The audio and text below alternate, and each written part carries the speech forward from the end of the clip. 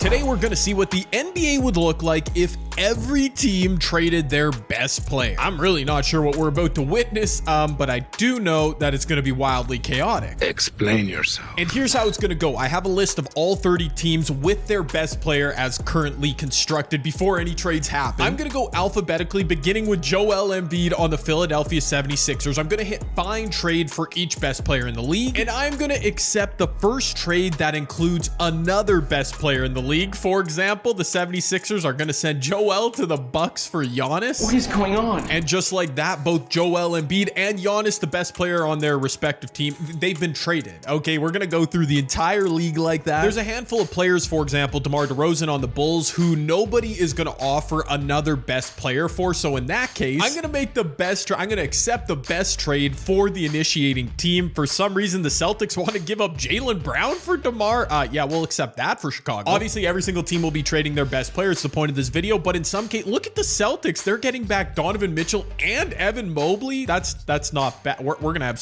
we might have new super team. What is going to happen? Kawhi and Mason Plumlee for Ja Morant and Jaren Jackson Jr. What are the Grizzlies smoking? Trae Young and a first round draft pick for LaMelo. That's kind of a smart trade for Charlotte, if we cared about the draft pick anyways. Oh yeah, Jimmy Butler. He's being moved to the Knicks for Brunson and Anunoby. A good return for Miami, but Jimmy, he's born to be a New York Knick, right? Interesting. Lauri Markkanen for the Jazz. Nets a straight up swap for Mikal Bridges. I wasn't sure if the Kings would get another best player for Domantas Sabonis. They do. It's Alperen Şengün, kind of the younger version of Sabonis. You know, if you squint hard enough. So what? Oh baby, this is a good one. LeBron James, I've made it to the Lakers. The next eligible best player being offered for him, Luka Doncic on the Met. Really?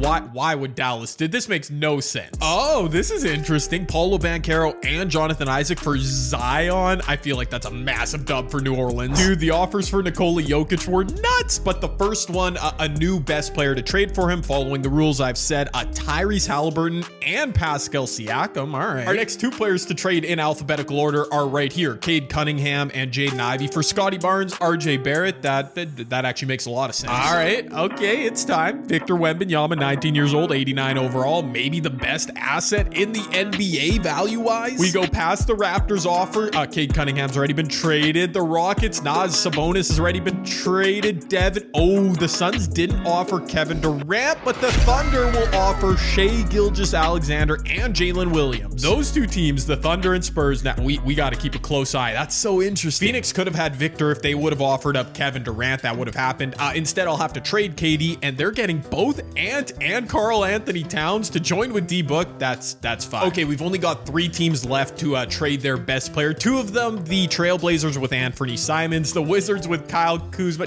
Do we really care about either of those teams? With all due respect, Wizards and Trailblazers fans, it's just not, it's just not that exciting. So I'm gonna go ahead and just swap these 2 players for each other. Fair enough, right? He's out of line, but he's right. And that leaves just 1 player to trade. Every other best player in the league has been moved. So for Stephen Curry, a very exciting player to trade, we're going to do one final twist of the video. This wheel right here has all 30 NBA teams on it. We're going to spin it and we're going to automatically accept whatever offer that team puts up for Steph Curry, the Atlanta Hawks. Okay. The Hawks, did they trade? They traded for LaMelo. So are they just going to offer up LaMelo, or is it going to be, LaMelo and DeJounte? That's pretty good value for the Warriors. I was hoping the Hawks could, maybe steal Steph. Anyways, and just like that, the entire NBA has been thrown into flux as I have traded the best player on every team. So Joel, he's on the Bucks. Nikola Jokic on the Pacers. Luka to LA, Hollywood, baby. As a result of what I've done, every single team intrigues me, but I'll try and point out some specifically. Giannis, everyone's unhappy on the Sixers, but can Giannis do what Joel hasn't been able to do yet? Push the 76ers to greatness. On the flip side, Joel now teams up with Dame Lillard, Chris Middleton, Brooke Lopez. I mean, this is his best supporting cast ever. Okay. Dude, the Celtics getting Donovan Mitchell and Evan Mobley to go with Kristaps. Wait, they got DeMar too. I forgot. Jaylen Brown. That was kind of a dumb trade, but anyways. The Clippers are stupidly stacked. Any team that got 2 assets for 1, so Kawhi got traded for Ja Morant and Jaren Jackson. That's overpowered. Steph is he going to be able to carry honestly, the Atlanta Hawks, I wish they could have held on to DeJounte or LaMelo. These teams weren't interested in trading first-round picks. I guess salary cap factored into that a lot. Teams had to match salary with players. Anyways, Luka is now teaming up with AD in LA. Can he perform better than LeBron James? And on the flip side, can LeBron... Ooh, he's back reunited with Kyrie. I forgot. Can he bring Dallas to the promised land here? Dang, dude, the Denver Nuggets.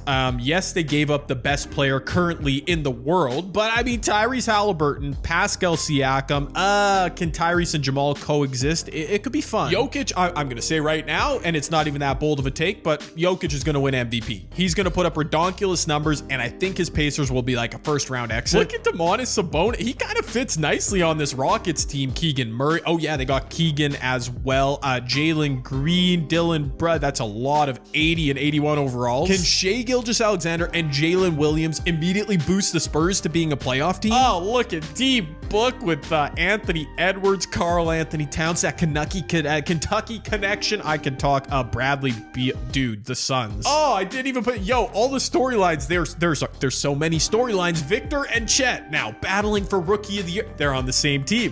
That's a lot of length. I don't know if it'll work. What do you mean by that? And the final team that could be could have impact here in our Kevin Durant joins Rudy Gobert, Mike Conley, the league's oldest big three. I don't think it's gonna work. Let's sim the season and see what happens, ladies and gentlemen. I can't wait. Hey friends, real quick, just wanted to shout out my sponsor, Underdog Fantasy. Every night, every sport, Underdog has action you can get in on to enhance your sports watching. I mean, with certain scorchers, you could earn 100 times your money in a night. What? Obviously, no pressure from me, guys, but if you were considering diving into Underdog, why not support me and my channel? Use code JCAN. Link and more info is down below. Okay, I'll shut up. As predicted, even in his new colors, Nikola Jokic put up an MVP campaign, the third of his prolific career, but did it translate to Pacer W's? The Chet Victor Rookie of the Year debate was surely awkward now that they're teammates, but Big Vic was inevitable in his first season. 23 and 11 averages, easy winner, and he also took home Defensive Player of the Year. That's a great season. What a stud. I disparaged KD's new fit on the Timberwolves, but apparently I should have respected Naz Reid in that equation. 20 points a game off the bench to win 6th Man of the Year. A random wheel spin sent Steph Curry to the Hawks, and in Atlanta, something light for the greatest shooter ever. 32 points, 7 assists per game, clutch player of the year. We see you, Steph. First team All-NBA Jokic, obviously. Embiid, wow, voters didn't even choose, but they just put them both there. Giannis, as well, Luka and LeBron. So a couple rivalries here, all on first team All-NBA. Second team, Trae Young balling out in Charlotte. Yeah, sure, his numbers were probably great. Jason Tatum with the Cavs. There's Steph Curry. I wonder if his Hawks made the playoffs. Victor, All-NBA second. D-Book, okay. And on third, all right, Dame Lillard, dude, Joel. Pressure's on in the playoffs now. You've got an All-NBA teammate, Ja Morant, LaMelo Ball, Shea with the Spurs. Maybe they don't regret that trade. Tyrese with the Nuggets. And we are into the playoffs. I see D-Book. No need for Kevin Durant. His Suns are the 1 seed. I see Luka's Lakers into the playoffs. No LeBron and the Mavs. That's too bad. I was hoping we could get some sort of rivalry matchup there. Over in the East, oh my, wow. Steph Curry and the Hawks are a 1 seed. It took me a second to realize, dude, MVP Jokic and the Pacers are a 2 seed. We've got Giannis versus Joel round 1, people. Wow, I did not expect us to have so many cool storylines from this video. I guess it makes sense. There was a million trades. Anyways, a closer look at the standings reveals, yeah, Steph and the Hawks, they won 52 games, good enough for first. Jimmy Butler in New York. Okay. Chicago's a 4 seed, picking up Jaylen Brown. What were the Celtics doing? They missed the playoffs, man. Oh, look at Detroit. What did Detroit? Yo, Detroit flipped. That's right. Cade Cunningham, Jaden Ivey, 4, Scotty Barnes, and RJ Barrett. One move was all they needed, and they make the playoffs. That's hilarious. Sticking out to me in the West, okay, Phoenix being good, that makes sense. The Clippers too with Ja Morant, Jaren Jackson Jr., Luka, and the Lakers, okay. Tyrese and the Nuggets still good even without Jokic. The Warriors dealt away Steph and still made the playoffs. Memphis with Kawhi, Portland, wait a minute, and Houston. Wow, so KD's Timberwolves were indeed really bad. The Thunder and the Spurs, that Shea for Victor deal. Wow, I wish that worked out better. The Trailblazers, that's right. I traded Simons for Kuzma. I can't even remember. They've got, all right. I have no words, clearly. That's garbage. Individual stats, it makes sense, dude. Steph Curry's a one-man show in Atlanta, and apparently it worked. He put up massive. Yo, how did he not win MVP? I'm just realizing this now. Anyways, Jason Tatum, Dame Lillard with Joel. Yo, Dame and Joel both top 5 in scoring. There's Trae Young too, of course. I guess Nikola Jokic almost averaged a triple-double in 32 minutes a night. Wow. So, I mean, he had a good season, but I do think Steph Curry stands. I'm on your side. He got robbed. LeBron, Luka right there in scoring. Jaylen Brown. Okay. Ooh, in round 1, we've got a couple game 7s, beginning with Luka and the Lakers taking on Kawhi and the Grizzlies. Dog, Luka, it'll be a bit of a choke, Luka. You're on home court. Jack Nicholson is sitting courtside. Many other celebrities, I'm sure, don't choke. Oh, there you go. How dare I doubt Luka? He would never let down 3-time Oscar winner Jack Nicholson. Come on. Our second game 7, though, also in the West, the 4-5 seed matchup, Denver versus Golden State. I need a refresh. Oh, that's right. Tyrese Halliburton and Pascal. What? They got pushed to 7. LaMelo ended up on the war. Oh, yeah. LaMelo and DeJounte for Steph. Okay. There's just a lot going on in my head when I make these videos. Sometimes I need a refresher, you know? Anyways. Oh, wow. We've got another blowout game 7. Tyrese, Pascal, Jamal Murray. Nah, they missed Nikola Jokic. Kind of goes without saying, but their first round. Outside of our 2 game 7s in the West, it was chalk. Of course, Booker and the Suns advanced through, as did the Clippers. Bruh, look at all this bounce. The Clippers swept their first round matchup, 28 a game from Paul George. They've got Ja Morant, massive double-double. Jared Jackson. Yeah. This team trading Kawhi was a W. We can't lie. It's evidence right here. Over in the East, I didn't jump into it because it wasn't a game 7, but Joel Embiid gets the last laugh over Giannis in their rivalry matchup. Congrats, Joel. You're on to the second round. And he may have caught a break as the 2-seed Pacers with Nikola Jokic. I just remembered, down in round 1. And never mind. I thought Joel was getting a break. He was going to make the East Finals finally. But no, these Cavs, how are they a 7 seed with Tatum, Allen, Garland, Derek White? Oh, they're loaded, dude. Joel, all I'm going to say is that Nikola Jokic couldn't beat this Jason Tatum-led Cavs squad. You can finally one-up that big Serb, dude. Go and get it. Oh my goodness, my pep talk worked. I did not see that coming. Excuse the F me. Dame Lillard is playing 41 minutes a night in the playoffs. Average. I can't even say Joel's getting backpacked either, because he's averaging 33 and 30. That's something serious right there. Wow, and we didn't have a second round series go to 7. D-Book and the Suns advance. Luka and the Lakers are done, brother. That battle of LA was no contest. Well, over in the East, we know Joel and the Bucks advanced, as did Steph Curry and the Atlanta Hawks. Let's freaking go, man. It wasn't a surprise at all to see how the West Final played out. Devin Booker and a stacked Sun squad took early control of the series, but arguably the most talented roster in the league on paper, the LA Clippers, led by Ja Morant, PG-13, came storming back to go up 3-2. While over in the East, Steph Curry's one-man show was one series from the finals, but despite taking a game early, the unstoppable Dame Lillard, Joel Embiid duo proved to be just that. They trounced the Hawks and advanced. Who will face the Bucks in the finals? The LA Clippers at home in game 6 have a chance to close the series out. Can the Suns do it though? Hold off? I meant to say hold them off, as in the Suns holding off the Clippers, as in that's what they just did. A 21-point victory. Here we go, baby. Game 7. I'm not even biased. I would be fine with either of these teams advancing. Yes, sometimes I'm biased, for the content, but both these teams would be so exciting to see in the finals. Let's go.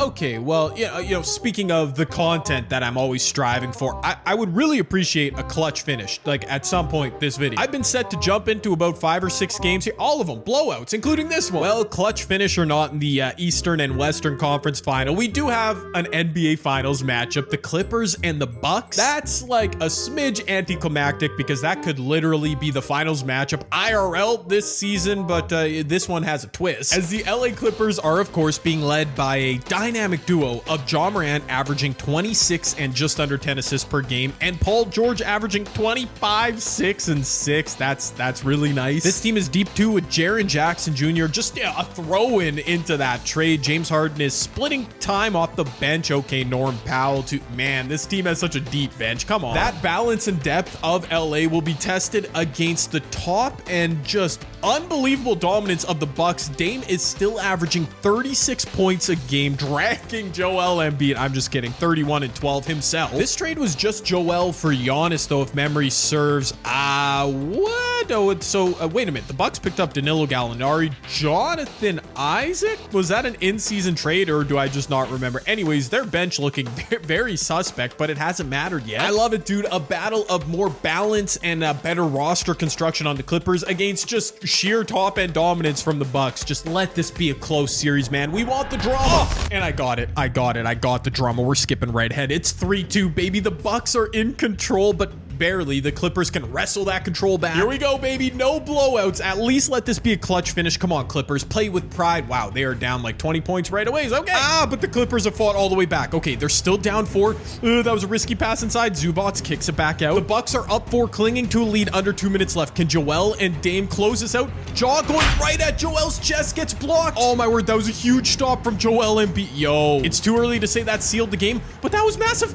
Chris Middleton inside. Why are the Clippers not playing defense? Oh my word, I definitely thought the Clippers were on the verge of coming all the way back, but now down 6, just over a minute left. No, an illegal screen on what? The refs. Nah, the refs gotta be in freaking big Milwaukee Bucks pockets here. Like that's nuts. An illegal screen in this moment. Like, we could have used 1 or 2 of those during the Golden State Warriors dynasty. Oh my word, I'm trying to be funny, and Dame Lillard is putting a nail in the coffin. I can't believe it, dude. I was hoping for like a clutch finish. That this is pretty clutch. A huge play from Joel, then Dame, but I don't know. Maybe I thought the Clippers would win. I guess it's not technically over. I wanted to keep believing for the Clippers. They needed a 3 on this final possession. Okay. It's over. It's over. They're not even fouling now. It is way over. I am just, out of all the trades I made, it was the very first one. Giannis for Joel. The very first trade of this video that, dictated exactly how the video would play out. And again, I'll say a bit anticlimactic because the Bucks are contenders anyways. I mean, did that trade really help them? Giannis for Joel. This is the story of the video. Damian Lillard right there holding Finals MVP trophy. This man dropped 55 points and 8 assists in Game 6 to close out an NBA Finals. What? I'm sorry, what? The Bucks are your 2024 NBA champions. We know. Dame in the finals, 46 points, 7 assists per game. I don't even understand what I'm seeing. I guess he was the only point guard in the on the raw. I mean, Pat Beverly probably too busy podcasting. I don't know why Dame got so many minutes, but he ended up inexplicably leading the playoffs with 39 points a game. He just played out of his mind. Congrats to him and Joel, who like very low key got carried, even though his numbers were great. I mean, look at Dame, dude, so inspirational. I said in the intro of this video, I had no idea what we'd witness, and that was chaos. Dame Lillard, the GOAT. All he needs is Joel by his side. Let me know if you enjoyed the video, what you thought of it down below, and check out another video here on my channel.